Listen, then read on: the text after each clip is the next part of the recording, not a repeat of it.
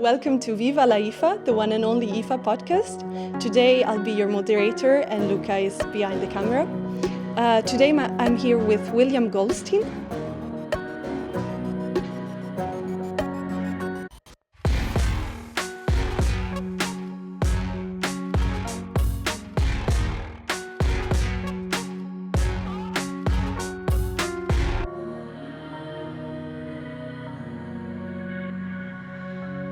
Hello, William. For the people who don't know you, can you tell us a bit about yourself? All right. So I have been blessed to have a creative life since I was very, very young. I grew up in a non-musical family, but it was discovered when I was 3 or 4 that I had some ability because my parents, who were in the hotel business, lived in a summer hotel during the summer, and there was a piano, and I would go into the ballroom and play 8 weeks a year. I had a piano. By the time I'm 8 years old, I can go to the movies and come back and play songs. And then I'm 9 years old. I'm at Columbia University being interviewed by the head of the piano department, a Professor Raymond Burroughs at Teachers College, who, by the way, did a very lovely interview with me, published about a year ago. You can find it online. Gave my mother all kinds of advice, none of which she took, so I sound like a concert-trained pianist, but I never took piano lessons. I'm a composer, a recording artist. I've done 50 movies. I was discovered by a man named Berry Gordy, who discovered Michael Jackson and Stevie Wonder and Diana Ross. And yes, despite my light complexion, I was a Motown recording artist. Go to Classic Motown, you'll find me there.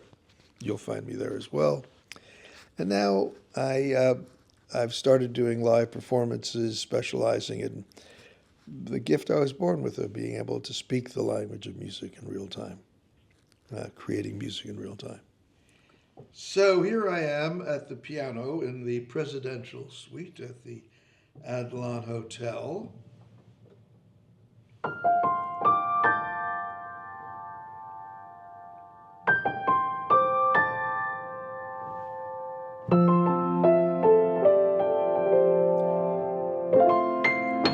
I first came here in January.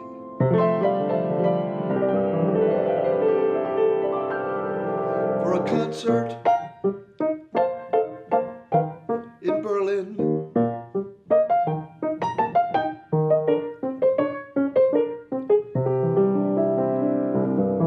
And it may not be apparent, but I didn't rehearse this at all, making it up as I go along.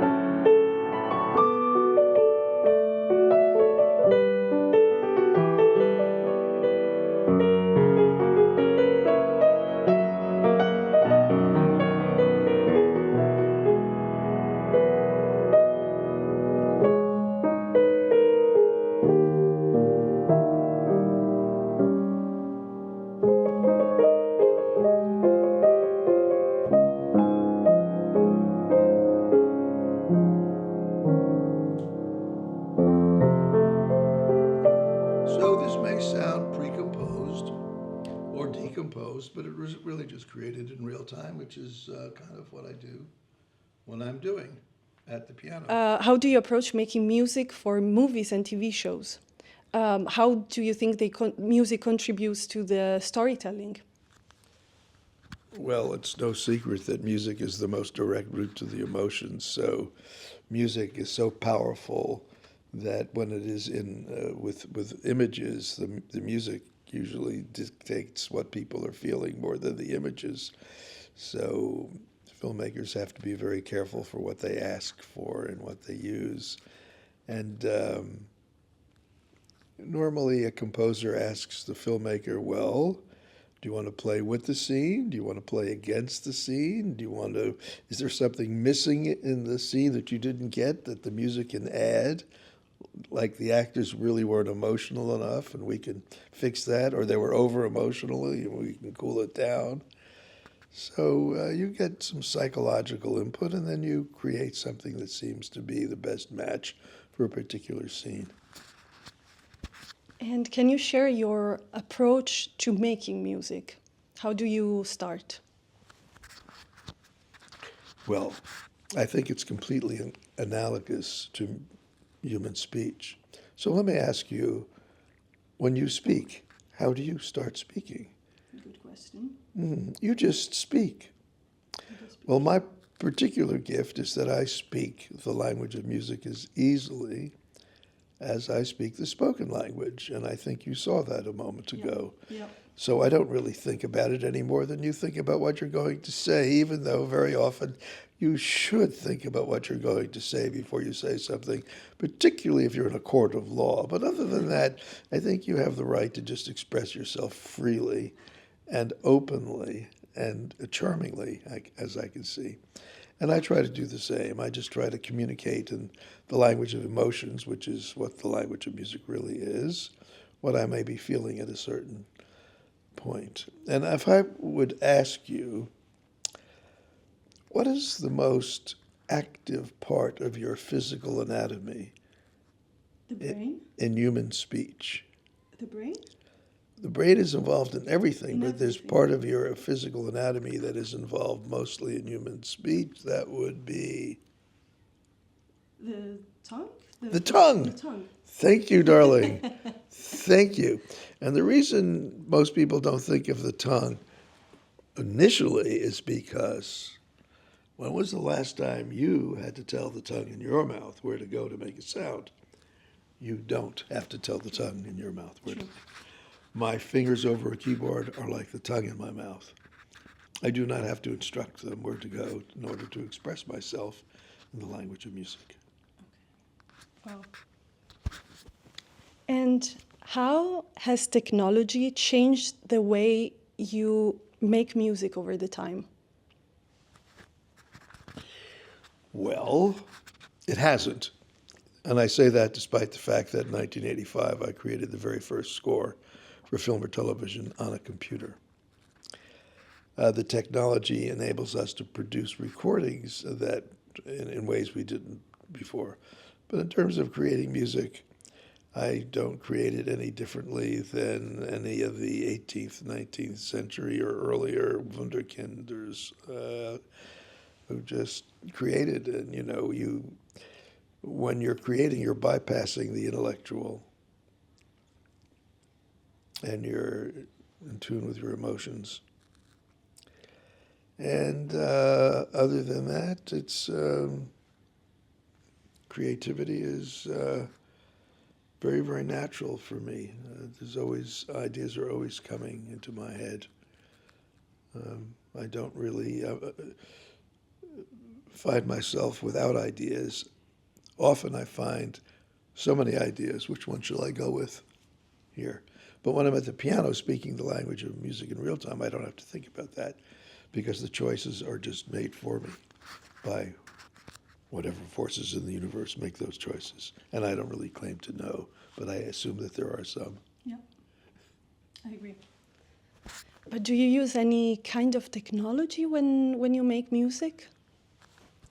Well, I do because I record directly to hard disk what I'm doing. And I use a Yamaha disc clavier piano. Steinway has finally come up with an equivalent called the Spirio, which is a acoustic grand piano with a interface that allows you to capture the performance on the computer, and then the computer can play back the performance. So I now can record in real time, edit that recording if I've made a little mistake or two, and then I can engineer the recording as be the engineer of my own recording. I can be in two places at the same time, thanks to the technology. So that's the way I use technology in creating solo piano things. Of course, I use also, if I'm notating music, there's, these days we use computer software. I'm not sure it's more fun than putting it on paper, but it's more practical and faster. And we save trees by doing it that way. What new technologies do you think will change how music is made and performed? I don't think there are any new technologies that will change how music is made because, well, if we're talking about music that is the result and the expression of a human being's life experience, and that human being also has the gift of speaking the language of music, that will continue. If you're skirting around the issue of computer technologies or AI, which can create certain things, those things are devoid of the soul experience, the emotional experience. You can replicate and you can replicate. You can take libraries of previously created recordings and they can be accessed by a computer, can take this and can put it with that. And so certain instances you produce things and you can produce music from scratch with algorithms. I leave it to you and to you to decide whether those kinds of creations are more emotionally connective and meaningful than that which comes from one human being connecting with another. And what do you think of virtual reality and augmented reality connected to music and live performances? I don't know exactly what you're referring to with virtual reality. I mean, if somebody is, in one city and they have virtual glasses on and that enables them to be with the audience in another city, I think that's a very lovely thing and that may be a very fulfilling experience. I haven't had it, but I imagine it's positive. Augmented reality. We live in a world of so much technology that I think it behooves us to see if we can live our lives without the technology and experience human contact directly. I think the goal is to communicate directly. Technology is a means to an end, but it is not the end. The end is pure and honest communication between human beings. At least that's my opinion. How do you think music and technology will change together in the future? Well, technology affects everything. As I mentioned earlier, in 1985, I was a pioneer in the use of technology, recording the first musical score for film or television on a computer, recording and mastering the music created digitally for the first time rather than on analog tape. Technology, as it evolves, will affect everything we do, and it is our jobs as human beings, it's our responsibility to preserve our humanity in every way that we can possibly preserve it. What advice would you give to young composers and artists who want to enter the movie industry? Well, the answer to that question is one of the answers to how do you get along in life, in any profession. You want to meet as many people as you can in that profession. In the case of making movies, I would suggest that young composers meet as many young filmmakers as possible, find the film schools at the universities near you, find people who are doing things, volunteer to do scores for student films, and you'll meet people who are coming up and make as many friends as you can amongst filmmakers. And that's the way opportunities come to us in life. Maybe even before and after life, but who knows? And what is your favorite composer piece of music and why?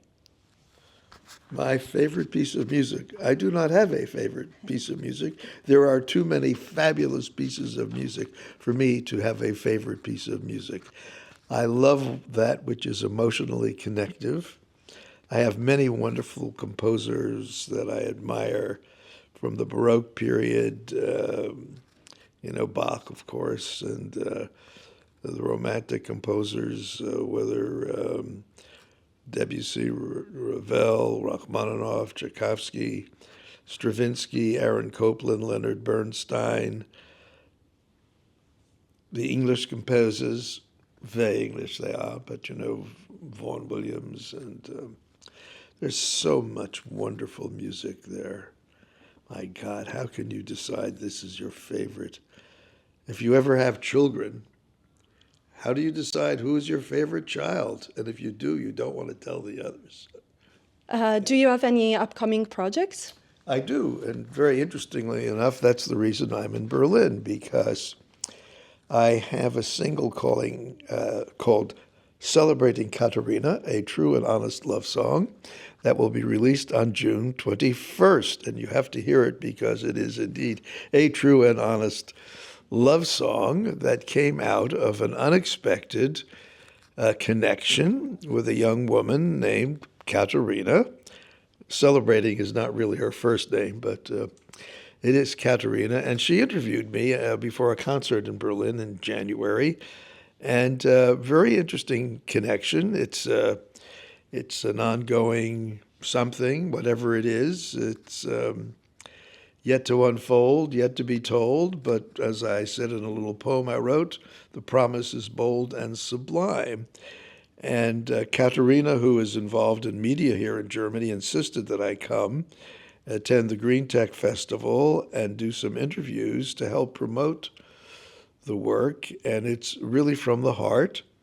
And I think you will love it. It'll be on every streaming service in the world, as is as are all of my 70 plus albums that are available. And if you listen, I do earn micro pennies, so I thank you in advance.